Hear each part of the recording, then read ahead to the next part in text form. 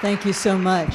Thank you, among other things, for reminding us that meditation is a process in which the mind itself is changed. It does not remain, in the vocabulary Alan introduced this morning, an idol that is unchanged by what it is perceiving.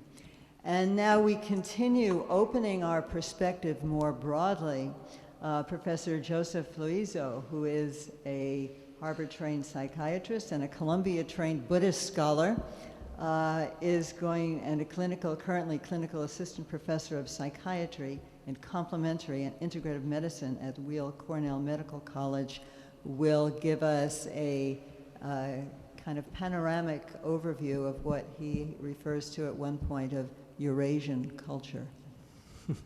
Thank you, and thank you both to Chris and Annabella for organizing, my colleagues, and for all of you. I want to thank you, Tupten Jimpa, for being specifically addressing comments to the previous speakers. So I can bat cleanup, as they say in baseball. And that is to just be impressionistic and try to talk about how I see meditation in my own schizophrenic balance between the Indian, my training as a Buddhist scholar and as a Western psychotherapist and researcher. I'm going to look at this topic in 4 different ways. First, historically, the idea of whether meditation is a valid means of knowledge it's a modern question. It's prior, like Descartes, for example, although he doubted Catholic tradition, didn't doubt meditation. Subsequently, in the Protestant British analytic tradition, it began to be eroded, and along with the Roman Church and the monastic academy that was the support of it. So the story that was given for this was essentially Gibbon's story, in my view. That is the rebirth of Greek rationality and the dark age of Catholic decadence, and somehow contemplation got associated with the latter, with Catholic decadence. It's true that Aristotle's version of Greek culture had been lost, and we needed the Islamic philosophers to resurrect it for us. But the Augustinian mainstream that was represented in Catholic tradition was equally Greek. Our Renaissance, in that sense, by flipping to the other side of our Greek heritage, was partial. For Toynbee, the great historian of world history, it was a schismatic move to cut out the middlemen who linked us to Eurasian civilization, the Romans. And as such, its success for us lay in the choice of an extroverted version of Greek culture that was friendly to our colonizing ambitions. This may be intellectual imperialism. As a measure of the violence done by the crusading take on Greek culture, contrast the London School's motto, knowledge is power, with know thyself, or the truth shall set you free.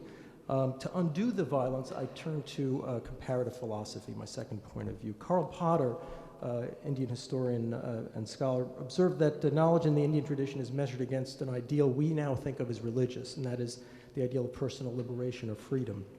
He viewed yoga and meditation as a means by which Indians committed mind and body to a vision of reality, testing its truth in the first-person laboratory of their lives.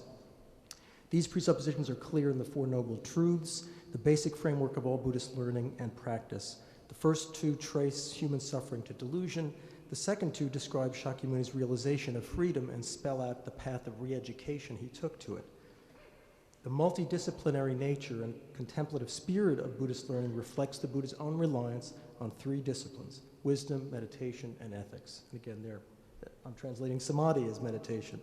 While wisdom includes philosophy and science, it aims at a direct personal experience of reality that requires meditation and yields personal freedom and empathic art. So this ambitious vision challenges our modern belief that meditation is a means of indoctrination, not knowledge. And again, I trace this belief to our break with Rome and our construction of science and religion as mutually exclusive and divergent pathways of civilizations. Like the Indians, the Greeks saw philosophy, science, and spirituality as convergent, and they accepted 2 paths to knowledge: Pythagorean and Aristotelian path that emphasized math and physics and logic, and an Empedoclean Platonic one that emphasized language and contemplation. The Catholic Church controlled both of those, but actively adopted the contemplative Platonic tradition. So when Aristotelian culture was revived to challenge the Church, moderns privileged math and physics and suspected linguistics and meditation. Among the contributions of Buddhism, crucial for us is the unique way it integrates scientific and religious or spiritual disciplines. Like our modern tradition, the Buddhist tradition preferred reason and evidence over authority and scripture. Like our tradition, it saw worlds as produced and destroyed by natural causes and humans as evolving from mammals. Like our tradition, Buddhism transgressed the limits placed on human potential by authoritarian religions, rejecting theistic ideals of omniscience and omnipotence. But while we distributed these ideals across human communities over time, conceding that individuals are incapable of objective knowledge and action, Buddhists revised them into humanistic ideals of a therapeutic omniscience and an omni-compassionate social agency. Instead of seeking another way of saying this, instead of seeking objectivity by perfecting disembodied and personal knowledge and technology, Buddhists saw no surer way to human objectivity than to perfect humanity itself. No appeal to authority, the tradition's commitment to Buddhahood is as a reproducible paradigm of that kind of human perfection. So by increasing control over the mind, emotion, and motivation, meditation plays a key role in replicating Buddhahood. For two reasons, meditative self-correction was never displaced in India as it was in the West. And in particular, one of these has to do with the way in which Indian linguistics and yoga or meditative techniques were far more rigorous than their Western analogs. So it was the contemplative sciences were extremely robust in the Indian tradition. And this may relate to the second reason, which is given India's greater stability and tolerance, these traditions were not restricted to religious elites, but universalized into rational disciplines, supporting progressive scientific and religious traditions. So when the time came for a renaissance of Indian science, satellites like Tibet had no need to abandon the Buddhist contemplative paradigm to modernize.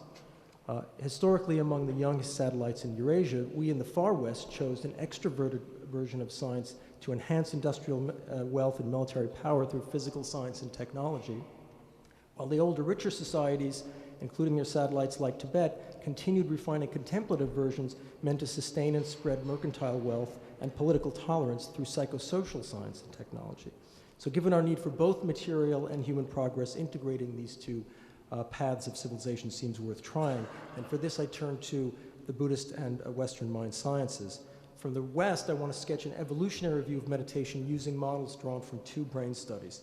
The first is a split brain study in which epileptics who had their two cortical hemispheres surgically severed, the right hand literally doesn't know what the left hand is doing. And this is a model for dissociation and the evolution of self-deception, in my view. In one study, the surgical split was extended by putting a blinder between the eyes. Then visual cues were given to the eye that served the nonverbal right brain and directed it to move the hand under its control. Okay. Then the investigator addressed the left brain and asked, "What were you doing? Why did your hand move?" And reply, the verbal mind gave an answer, even though it didn't know. And not only did it explain itself, it took credit for the action and defended the fiction. Okay, such findings challenge Descartes' view of discursive mind as a unitary, independent, infallible executive, and support Freud's view, evolutionary view of ego as a self-deceiving surface agency largely run by unconscious emotions and instincts. As Freud saw, dissociation of the verbal and pre-verbal mind is normal in human waking, more so in males than females, and worse under stress than relaxation.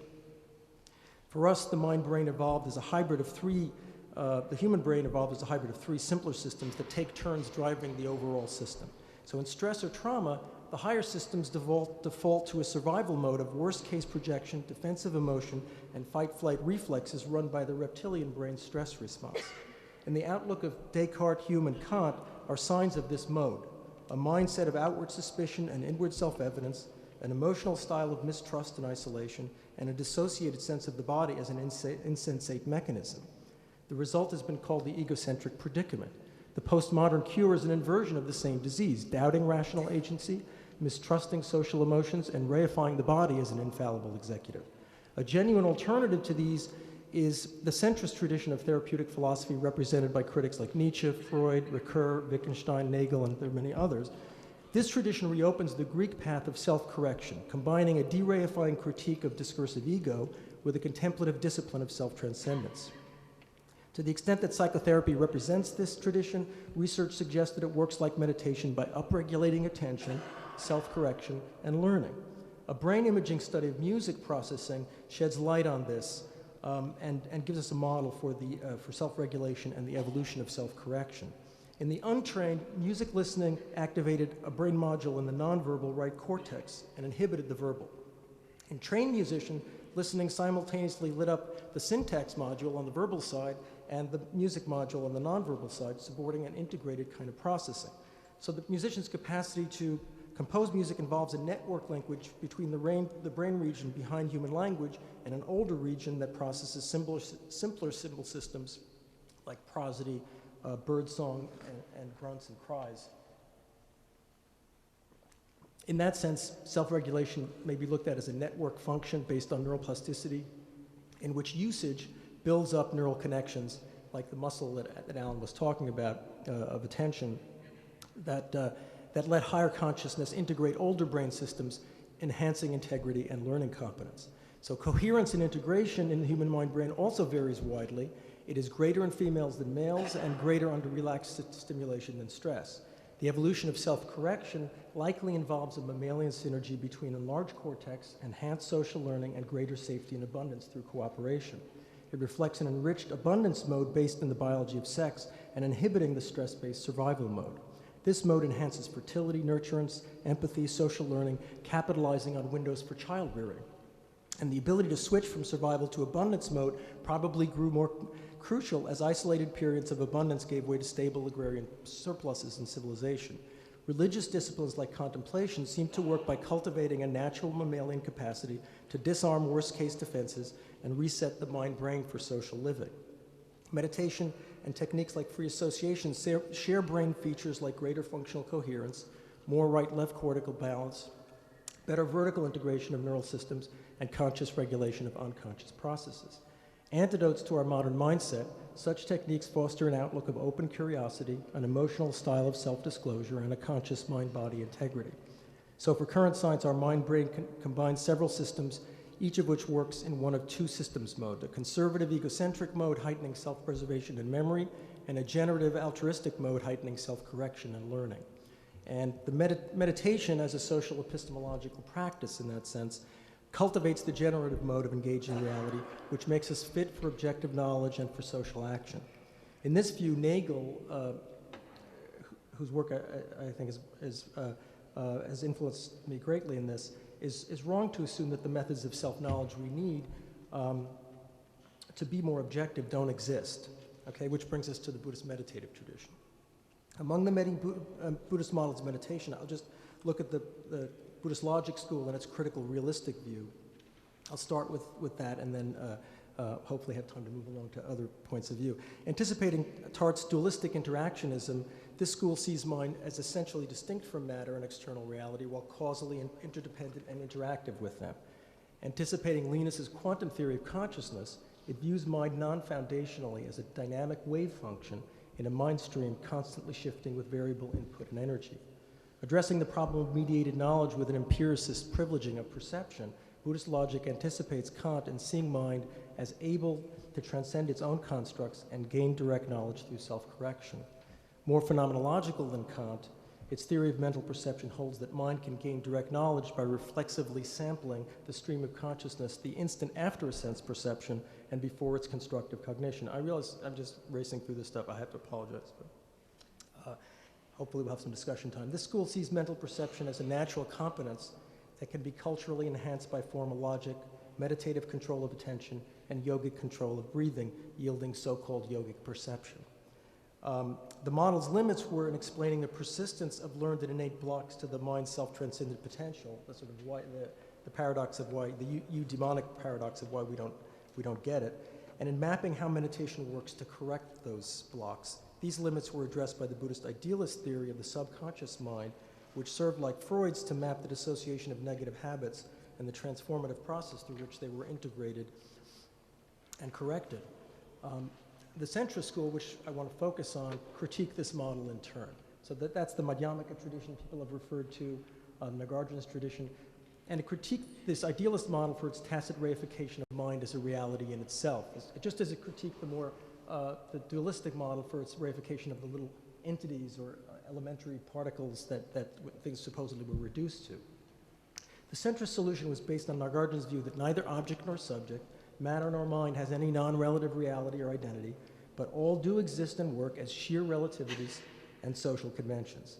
In the definitive centrist model of Chandrakirti, all forms of bondage and freedom, delusion and learning are consensual realities without objectivity or essence that exist only as unexamined, that is only as illusions, just like illusions or fictions of language. As long as we suspend disbelief, reality is here. The minute we start to examine it, and science only exists because we stop examining at a certain point of view, right?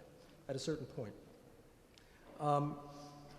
So this anticipates Wittgenstein's vision of human forms of life as language games without ground or essence, as well as Dennett's multiple drafts theory of mind-brain processing, just a lighter way of looking at how we assemble reality.